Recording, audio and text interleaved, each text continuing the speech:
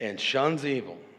And still, he holds fast to his integrity, although you entice me against him to destroy him without cause.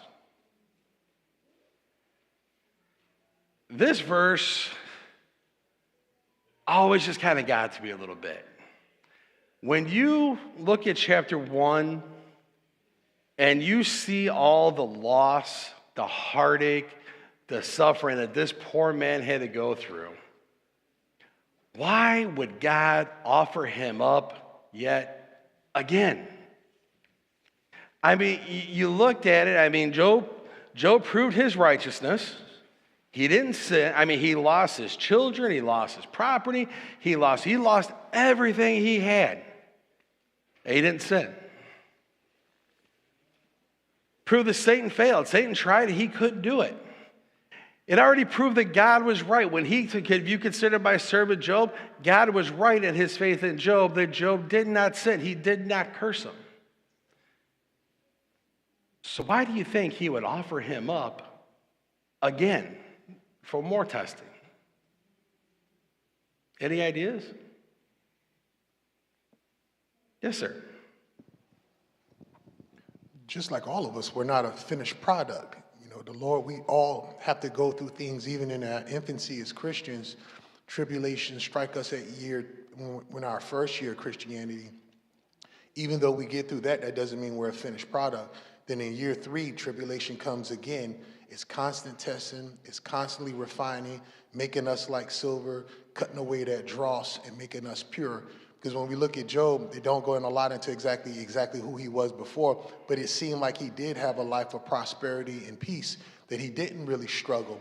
So this is a season for Job to become a different type of Job, unlike the Job who could glorify God in much. Here's his opportunity to glorify God when he doesn't have any. He couldn't have done that before. That couldn't have been his testimony before. But at this point in time after this, now he could stand before all men and even before Satan himself and say, you've taken everything from me and I still glorify God. It's true. But I mean, even after he did that, God offers him up a second time. And I like how, yes, sir. Maybe we ought to look at this between God and Satan, because God is God and he has a way of doing things, and Satan is opposed to God and has a way of doing things. And I think here he's talking to Satan, and he's showing that my way is the right way, and you will not prevail. I almost wonder, maybe even after the first test of Job, maybe Satan still didn't understand it. Maybe he still thought, you know what, yeah, okay, here, we'll see in the next set of verses when his reply comes back, that he still has a shot. He could still get in there. And one thing I found interesting, and I'll admit, I've never noticed this part in here until I was reading this again last night, going over my notes, where God said that you enticed me. That's an interesting statement he used, that Satan enticed God to give Job the trials. I never thought of that before. I mean, usually when I read it, when I was younger, I never even really grasped the concept that God offered up Job until I was older. I always thought that Satan just picked Job because here was a righteous man and he went. But how do you think it was that Satan enticed God to offer up Job? All Satan said when he asked him what he was doing was, oh, I've been walking to and fro across the world. How in that did it entice God to put Job through such a hard test? And I'm just curious because I'll be honest, I don't know the answer to this one. Like I said last night, was the first time that ever really clicked in my head. Any ideas?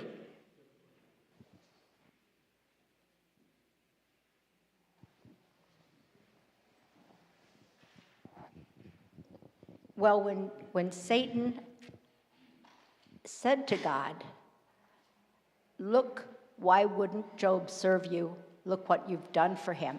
You've given him wealth and prosperity and apparently he still had his health at this time. So why wouldn't he serve you? You know, and then he wanted to test him further. And that's when, because one of the scriptures says skin for skin. Well, we know that we can do without a lot, but add pain to that, I mean real pain. And we all get very weakened at that point, and I think he thought Job would too. So God let him do this up to a point. See, that's one thing that I always had hard grasping in my head, that for me, and where he goes here and he strikes his body, which we'll see in a minute, to me, I think the pain of losing all my children would have been the part that broke me. After that, I think I would have been numbed to almost everything else out there. But that's kind of along the lines I was thinking. I was thinking about this all last night. I was thinking about this again this morning, and that's about the same conclusion that I came up with too. I mean, God asked the question, okay, what about Job? You know, here's a righteous man. He takes care of his family, and you're right, Satan did kind of throw that jab out there. I'm like, well, yeah, but you protect him. You never let anything bad happen to him. Look at how much you blessed him. But Satan here, he still sees in his mind that the reason he failed isn't because Job was righteous, it's because God was still protecting him. And I just realized I can look up there and see a switch too. Continuing on, so Satan answered the Lord, said, skin for skin, yes. All that a man has, he will give for his life. But stretch out your hand now and touch his bone and his flesh, and he will surely curse you to your face. And the Lord said to Satan, behold, he is in your hand, but spare his life.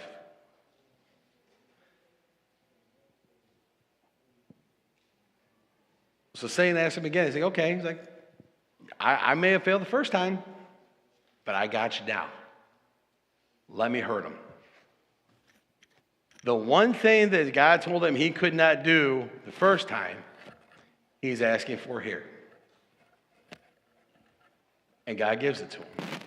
Again, to me, this shows how much faith in Job that God had in his servant. To allow Satan that little extra leeway that he didn't give him the first time to afflict him physically. Because God knew Job was his faithful servant. I don't know, I'm a very picture guy in my head. Even when I read a regular book, I picture the characters, and sometimes I go as far as I picture actors I could see playing them if it was in a movie. And here, I could just picture this scene in my head, and God gives this proclamation. I get to see Satan rubbing his hands, smile like, yeah, I got him. And he goes, and he struck Job, and he struck Job good. It says in the next few verses, he was covered from the top of his head to his feet in painful sores. It was so bad he would take broken pieces of clay and scrape the sores on his body. The dogs would come and lick the sores, and that was about the only relief he would get was the dogs licking the sores. Imagine that for a second. I've had allergies ever since I was a kid. I'm allergic about everything. Dust, cats, dogs, you name it. And if I got around, I just get like a little rash on my arm or wherever, and it would itch. It would drive me nuts. Now that I've gotten older, that turned into eczema, which is even more fun because it constantly itches like crazy in little spots. It drives me insane. If I run out of my topical cream for a day waiting for it to fill, I am in absolute misery for that day, scratching and trying not to scratch nonstop. But I put the medicine on, it would go away. Here's a man who is covered in his entire body, scraping himself with glass, what I would assume be almost like glass shards, almost, of pottery, just to get a little bit of relief that never comes. I'll ask you, I'm not going to ask you to show your hands, but how many of us could still handle and praise God at that point right there in that much misery and suffering? But Job does. It amazes me how much this man goes through, and it never broke his spirit. He took it. He accepted it. He may have been miserable. He may have been horrible. As we can see later on, he does get a little bit irritable, but he takes it. Me, Shannon laughs at me. I get a little bit of a cold or a flu, and everybody just stays away from me. I am not a very pleasant man when I am sick. If I'm like that with a cold, I can't imagine how I would be here. So one thing we learn, Satan, he takes that little bit of leash that he's given and he ran with it. Now comes one of my favorite parts of the story. Job's wife. Job's wife is just a very small verse in this story, but there are so many opinions about Job's wife. So before I talk about Job's wife, and I tell you my opinion on Job's wife, I'm going to read what it says here, and then I want to ask your opinion. It said that the wife said to him, "Do you still hold fast to your integrity? Curse God and die." But he said to her, "You speak as one of the foolish women speaks. Shall we indeed accept good from God, and shall we not accept adversity?" In all this, Job did not sin with his lips. I'm just curious, what do you all think of Job's wife?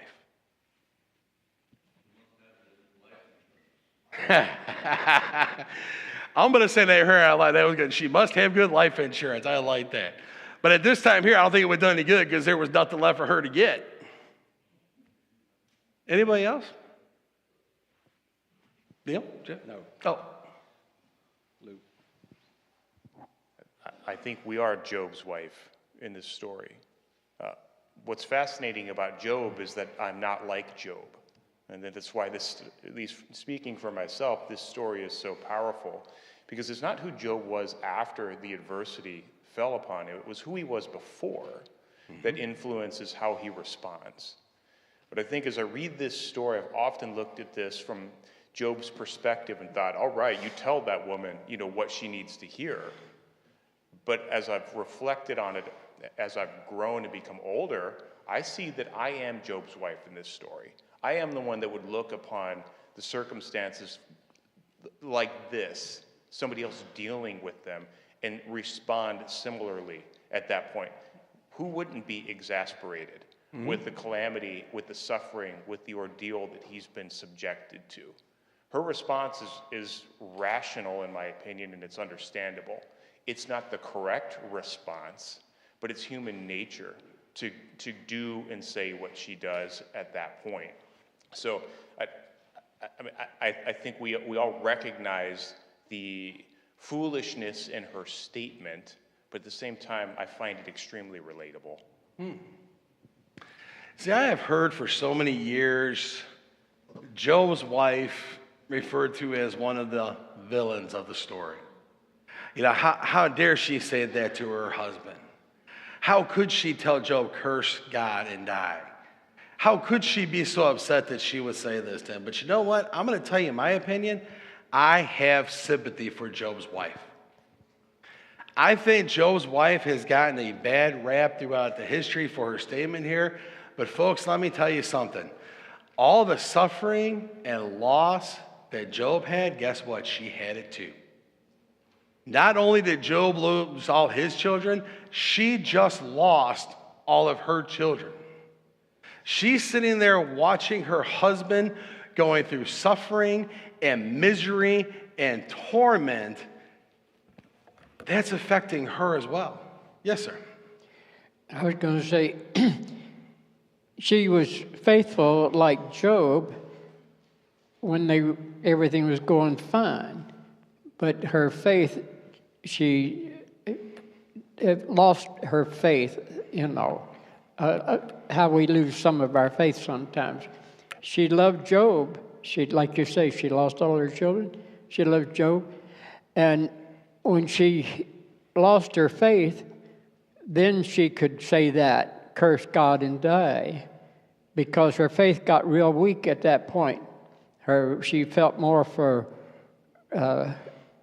Job than she did for God. So she was a good woman in that respect, yes. Yeah, Leonard. Like I say, she got a bad rap for a long time. And I look at it this way, because we look at what Job lost, she lost. And I would say this from a lady's perspective, not that I am, but I see how women have connections with their kids. To have lost all your kids that have been born through your womb, that's something that you and I as a men, we would never understand. We could never be in that physical state or spiritual state to have that bond. So I would see where it's a real struggle for her in that situation to have lost that. And now the only person she got there is Job. So you're looking at it, she's also part of that test with Satan. Because just where Satan attacked Eve in the garden, he came to her in a roundabout way. Now it's hitting the wife. And I know with my wife, things she said, I take at heart. We sit down, we talk, we communicate. So that's my rib. So if my rib is weak, and as the Bible talks about that, your rib protects your sensitive and precious organs. So if she's hurt, that's a real pull on your faith. Mm-hmm. Then you got one behind you there too, bud.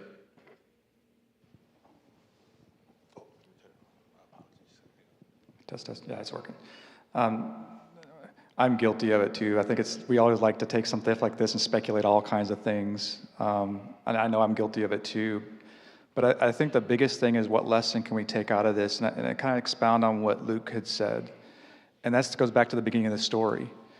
What was Satan's accusation against Job? It was that, of course, he's going to love you because you built this hedge around him. And it seems his wife at this point is kind of fulfilling that accusation that Satan made, because he scolds her basically for, you just do this when it's good, but you got to do it when it's good and bad. And that's kind of the whole theme of this whole story. Mm-hmm. And I think what Luke's getting at, that we really want to drive home, is that we have it pretty good, especially in this country. And I think we need to take pause and reflect on that and realize that. And we need to go after like this lesson and maybe ask ourselves, where would I fit? And if I'm more like Job's wife than Job, what can I do to strengthen my faith and my relationship with him so that I could withstand when these bad times come?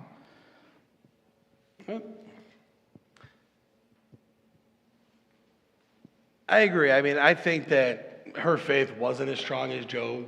I think it's probably why God didn't say, if you consider Job and his wife. But Job still didn't sin. Yes, Ryan? I see a number of precursors in the Old Testament to what happened to our Savior when he came. You know, he had a confrontation with Satan, and his answers were proper. It is written. And he didn't succumb to the temptations that Satan offered him. But he went through some of the most unbearable beatings and treatment, public humiliation and all that, and then was nailed out on a cross somewhere for people to walk by and wag their tongues at him and accuse him of things that they didn't know any better.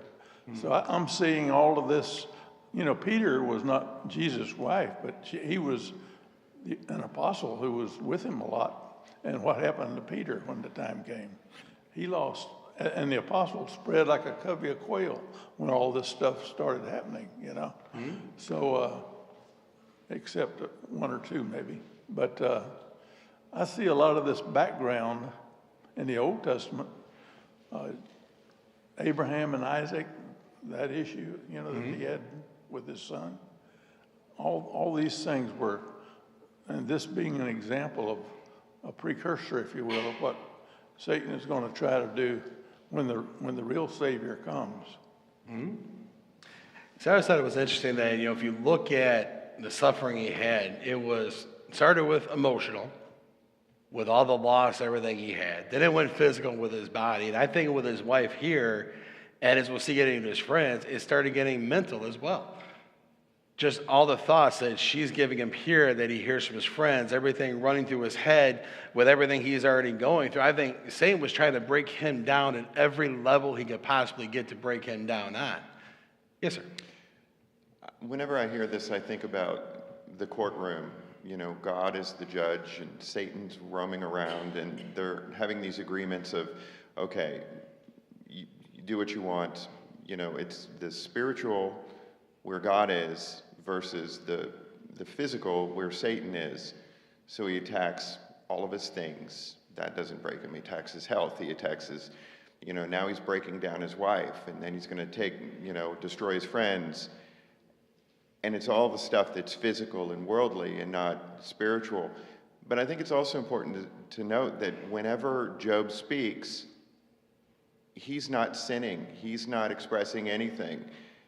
And when it looks like in verse 10, it looks like he's insulting his wife, but he's not really calling her foolish. Mm-hmm. He's saying, you speak as one of the foolish women speak. So he's not like, you're stupid. He's saying, you know, you're speaking like this person. And so he's not really directly insulting her. You know what I mean? So everything that he says is above board in God's eyes. Does that make sense? It does, yep. I don't think I would still be crazy enough to actually word that to my wife exactly that way, no matter what point I was trying to. Neal, you've been married for a long time. Would you say it that way to Nancy? I'm still alive. Exactly. You know, I even heard like preachers say in the past when they were talking about Job how she was part of the temptation because it's just going to sound bad, but God took his children that way, but he left the wife there to keep on tempting him with her words. I think, yes, Satan did use her. I think she was part of that, try to break down he did, but I think she was miserable, suffering as well. Yes, George. You asked earlier a question I didn't get a chance to answer. Anytime God does something, at least it covers three areas. Number one is glorified God. Number two, it teaches the person that he did it with, like Job, mm-hmm. and then it teaches us. So it covers multiple areas. In this situation, I can't help but the way the devil is presented to God is as if it's a negative that God is protecting Job. And for us, it's a positive that God is protecting Job. Mm-hmm. You see what I'm saying? I mean, we know that God is going to build a hedge of protection around us as well. And even though God allowed the devil to test Job, it was controlled. God put limits of how far he can go. Mm-hmm. And God will not let us be tested beyond what we can handle. So even though there's a major negative aspect of it that we look at when we read the story of Job, there's a huge positive aspect as well. Absolutely. And the trust that Job had in God as well that kept his faith. That's what kept his faith, is not that he is such a great guy necessarily, but he had that level of trust in God that he maintained his faith. Mm-hmm. I just wanted to speak to the part where Job says that, you know, should we not accept good and adversity? Mm-hmm. After all the things that the devil, took away from him, his wealth, his family, possessions, and things like that, the fact that he can look at all that and say, a little adversity, mm-hmm. like it wasn't much. And so I imagine myself being his wife and looking at this man not being angry, not, cursing the God that he says that has given him all these blessings. And so child after child, he's still in this state where he has this respect. So I can definitely understand how she's like, do you not feel what I feel? Did you not love our children? Did you not love all the mm-hmm. things that we had? How can you still be okay with this? And so I have sympathy for her. Yeah. Yeah, Stacey.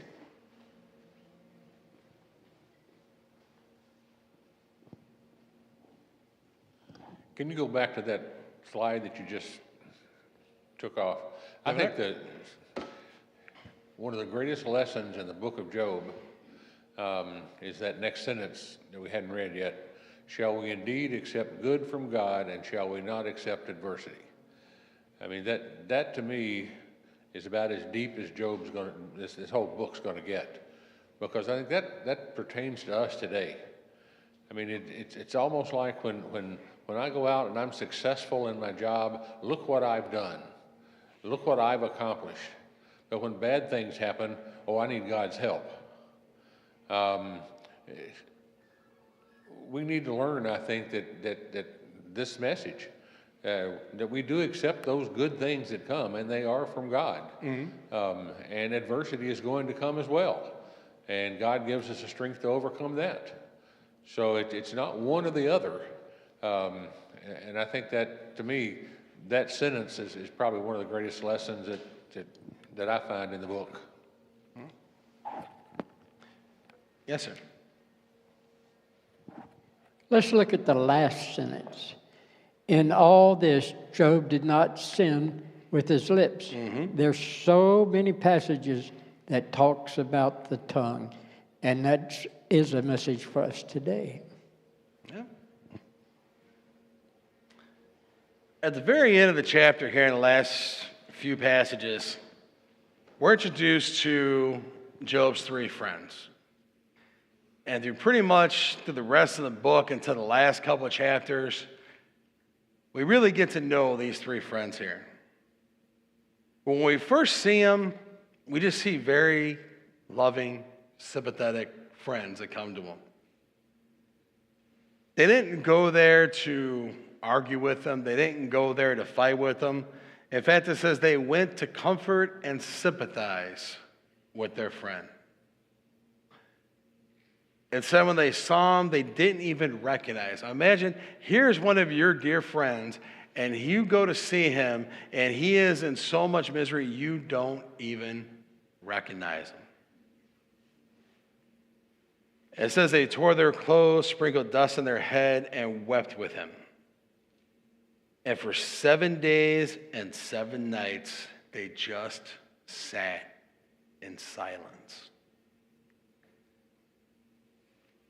To me, reading these here, those are some very good friends. I'm just curious, have you ever been with somebody who was suffering a loss and just sat with them and said nothing? I knew you would. It's very hard, isn't it? As people, we want to say something. Neal, say something. So I would say that I've heard this statement so many times from good Christian members. I would go and see them, but I don't know what to say. And these three friends just showed their support by being there. I was doing some mission work, and I was contemplating how much money is being spent for me to get there. Why didn't I just send stuff and, give them stuff? That to me was a better use of the money. And the guy that I was talking to about this, the missionary, and he says, Neal, you have no idea what it means for you to sit beside me. And I think one of the things when we want to show compassion, we don't need to say anything, but silence is deafening for all of us. But we need to be able to sit with people who are weeping. See, I've heard the key phrases, which probably you've heard so many times from people in the church and loss, and they're meant with good intentions. Believe me, they are. They're meant, we say we mean them to be uplifting, we mean them to bring hope, we mean them to bring happiness, but let me tell you something from experience, it doesn't. I'll share a story with you here. When I was 10 years old, I lost my father. Had a massive heart attack, passed away. At his funeral, he was preacher. He worked in many congregations up around Illinois, so we had people from all over coming to the funeral. And I heard probably the same two phrases. I couldn't even tell you how many times of, it's God's will, it's part of God's plan. And I heard it so much I kind of went numb to it. But I'll never forget there was one person who came up to me and my sisters. My sisters are significantly older than me, and looked at us and said, well, now, kids, you can't be upset that your father is gone because God needed your daddy in heaven more than you needed him here on earth.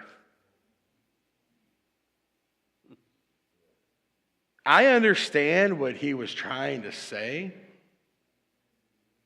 but that was also the last time either one of my sisters ever stepped foot into a Church of Christ.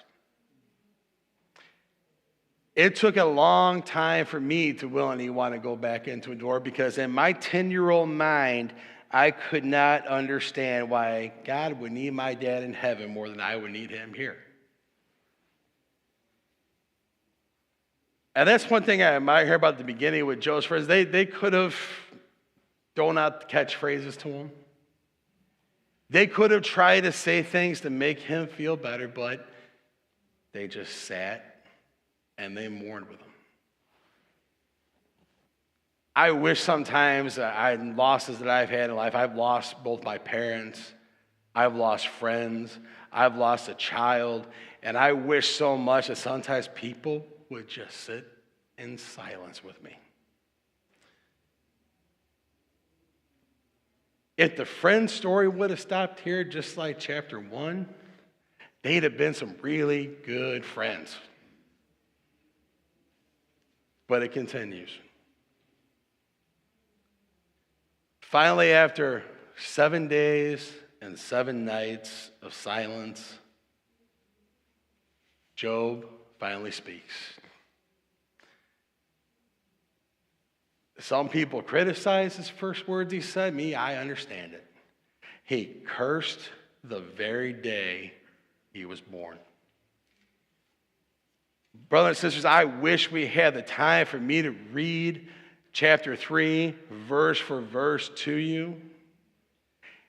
It is probably one of the most poetic and heart-wrenching chapters of the Bible that I think I've read.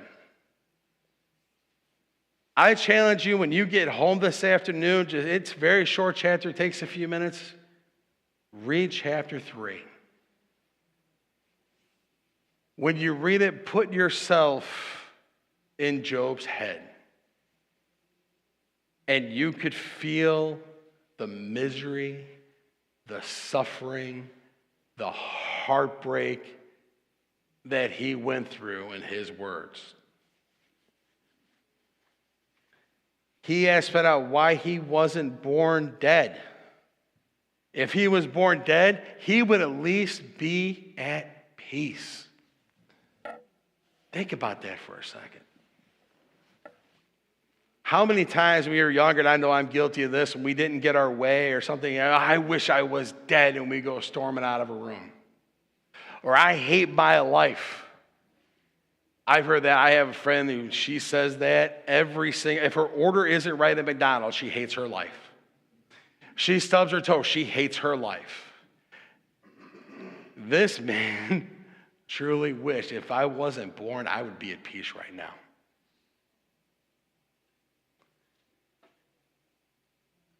At verse 20, he asks a question.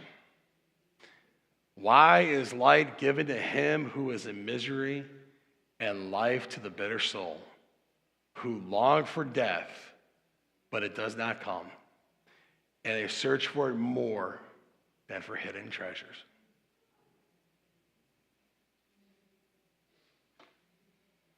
Those words almost make me tear up sometimes when I read them. If you think about those words for a minute, that's heartbreak. That's misery. Can you imagine you're living life and you are in so much suffering and misery that you wonder, why am I still here? I'm longing for death so bad. If I was in death, I would be at peace. Everything would be fine. I would be in the grave. And he goes on and continues talking about people living in the world, the people who don't care. And people just do whatever they want. And they get what they want and they're fine. But all he wants is peace. And he can't have it. As I said in the beginning, as we go through in the overview, there's certain verses that I just want to pull out. And this is one of those verses that I just had to pull out. The last thing I want to look at here quickly this morning is we have Job's first friend speaks to him. Now, I prerequisite every time I teach the book of Job. I am not very good with names, so I guarantee you I will mispronounce his friends' names almost every time, and Neal will probably laugh at me every time I do it, but I'm going to give it a shot. Eliphaz, right? Eliphaz? Nice, I got it right. Eliphaz's first friend speaks up. And there's something I wondered last night, and Neal, you might be able to answer this for me. Do you think there was a reason for the order his friends began speaking to him? And the reason I ask, and I thought about it, because in the beginning, we're only introduced to 3 friends, but there's actually a 4th. When we get later in the book, there's a younger man that came with them. And he made a statement that made me wonder the order of these men speaking, and the order they were mentioned is, he sat in silence while the elder men spoke because that was right. And I don't know, is there anything that says with the 3 friends if one was older or more elevated or anything that you know of? Or? That's what I'm aware of. That just clicked in my head this morning. I didn't have time to look it up. I didn't know maybe you knew that one. But when the friends first speak, and we'll see as we go through, their tones of conversation change the further they go along. And honestly, Job's tone of answering changes a lot as we go along. So just quickly, we're almost out of time, just from his friend here. He opens his speech and he asks a question. Then Eliphaz the Temanite answered and said, if one attempts a word with you, will you become weary? But who can withhold himself from speaking? And it's very weird because I took this out the New King James Version, but in the NIV, it says, if someone ventures a word with you, will you be impatient? So here's his friend. He listened to Job's misery. He listens to his suffering. He listens to his longing for peace. And the first, if I were to talk to you, are you going to become impatient? And follows that right up. Probably before Job could even answer, well, who can't speak? And his friend begins. He begins by telling Job, and actually is very complimentary to Job in the very beginning. He begins telling him how his words have been a guide to many in struggles, how he has helped those, how he strengthened them, how Job's been somebody that people could look up to. He was an inspiration for these people. He would help these people in need. But then it changes a little bit. He said, but now it comes upon you and you are weary. It touches you and you are troubled. Is not your reverence, your confidence, and the integrity of your ways your hope? This verse strikes me funny after everything that we just read about Job, how he answered his wife, how he praised God, how he looked towards God. And basically it's like, is your faith not enough? Why are you upset, Job? Why are you in misery over here? Yes, sir. These guys sat for 7 days in silence, and he was the first one to speak up. Mm-hmm. I mean, so I think that's the way why he was asking what he was asking, because who knows how he would have responded, right? Mm-hmm. But yet he went out and asked anyway, didn't he? Stacey, did you have something too? Did you have your hand up? I thought you did. Right there.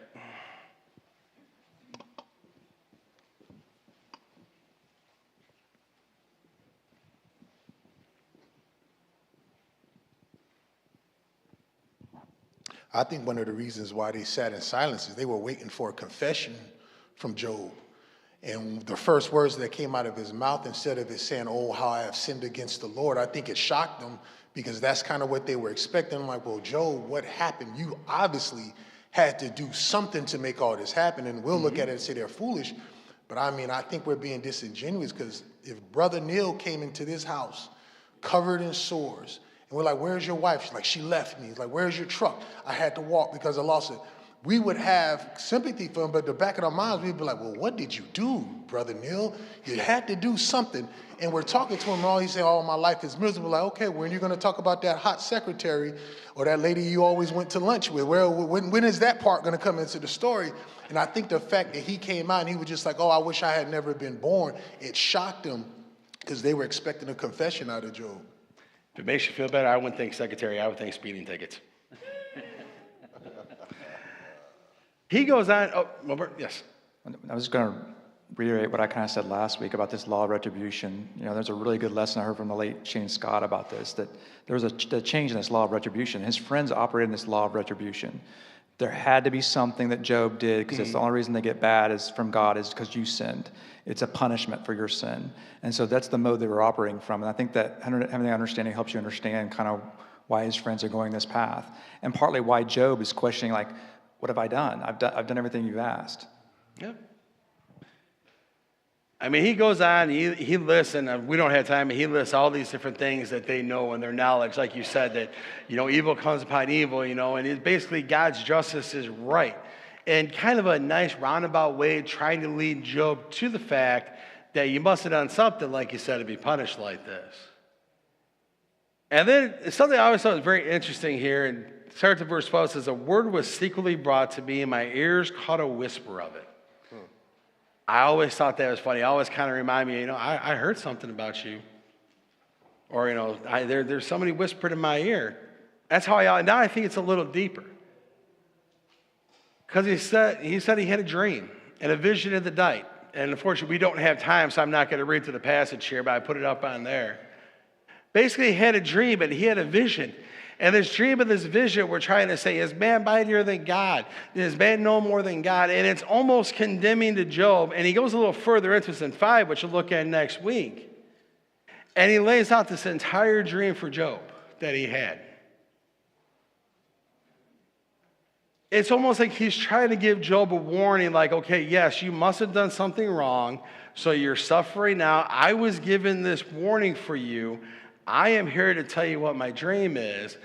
And it's almost like, okay, go ahead, you confess now, tell us what you guys did here and make it better. And I don't really like how the chapter broke here, because the chapter breaks in verse 21, it goes right into chapter 5, and chapter 5 picks up right where chapter 4 left off.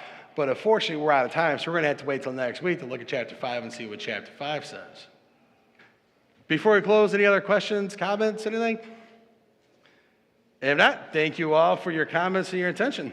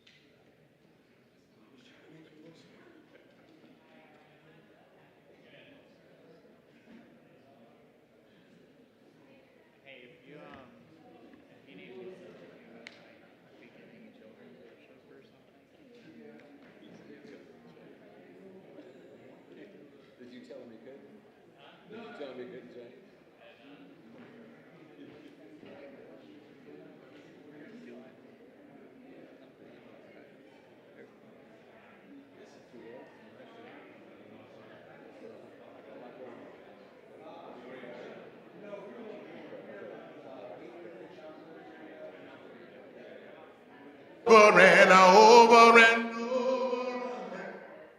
that he keep blessing me over and over and over and over again. And he gets the rest of this goes by. We're singing over the love between my Lord and I keep falling in love with him over and over and over again. And he keeps cleansing me over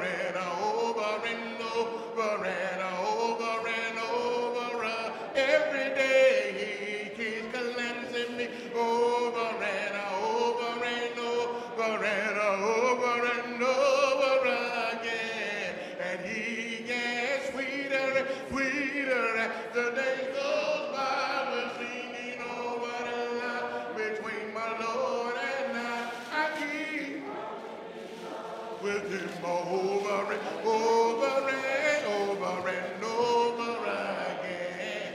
And I keep falling in love with him over and over and over again. And I keep falling in love with him over and over and over again. And he gets the rest of this goes by. We're singing over the love between my Lord and I keep falling in love. And I keep falling in love with him over and over and over again. And I keep falling in love with him over and over and over again. And he gets sweeter and sweeter as the days goes by. We're singing over the love between my Lord and I keep falling in love with him over and over and over again. And he keeps blessing me over and over and over and over. And don't you know that he keeps blessing me over and over and over again. And he gets the rest of this goes by. We're singing over the love between my Lord and I keep falling in love with him over and over and over again. And he keeps cleansing me over and over and over and over. Every day he keeps cleansing me over and over and over and over again. And he gets sweeter and sweeter as the days goes by. We're singing over the line between my Lord and I keep with him over and over and over again. And I keep falling in love with him over and over again. And I keep falling in love with him over and over again. And he gets the rest of this goes by. We're singing over the love between my Lord and I keep falling in love. And I keep falling in love with him over and over again. And I keep falling in love with him over and over again. And he gets sweeter and sweeter as the days goes by. We're singing over the love between my Lord and I keep falling in love with him over and over again. And he keeps blessing me over and over and over. And don't you know that he keeps blessing me over and over and over again. And he gets the rest of this goes by. We're singing over the love between my Lord and I keep falling in love with him over and over again. And he keeps cleansing me over and over and over. Every day he keeps cleansing me over and over and over again. And he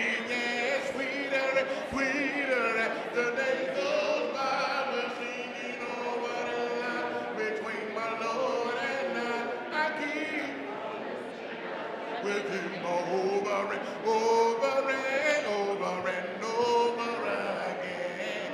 And I keep falling in love with him over and over and over again. And I keep falling in love with him over and over and over again. And he gets the rest of this goes by. We're singing over the love between my Lord and I keep falling in love.